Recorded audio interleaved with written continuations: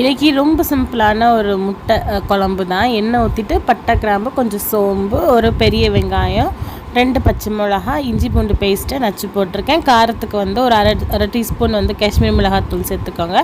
அதுக்கப்புறம் 2 சின்ன தக்காளி சேர்த்து உப்பு சேர்த்து நல்லா வதக்கிக்கோங்க. அது நல்லா வதங்கினதுக்கப்புறமா நம்ம தனியாக கொஞ்சம் புளி, ஒரு 1.5 ஸ்பூன் குழம்பு மிளகாத்தூள், அரை டீஸ்பூன் மிளகாத்தூள், மஞ்சத்தூள், உப்பெல்லாம் சேர்த்து இதில் சேர்த்துக்கோங்க. சேர்த்துட்டு நல்லா கொதிக்கணும்.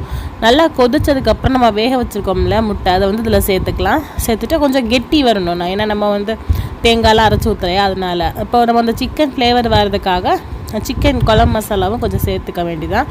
சேர்த்துட்டு உங்களுக்கு தேவையான அளவு முட்டையை போட்டு ஒரு 2லேருந்து 3 முட்டையை நான் உடச்சி ஊற்றிக்கிறேன்.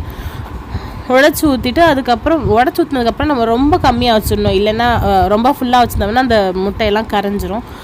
ஒரு மீடியம் ஃப்ளேமில் ஒரு அரை மணி நேரம் வச்சுட்டு மல்லித்தலை தூவி இறக்கிட வேண்டியதான்.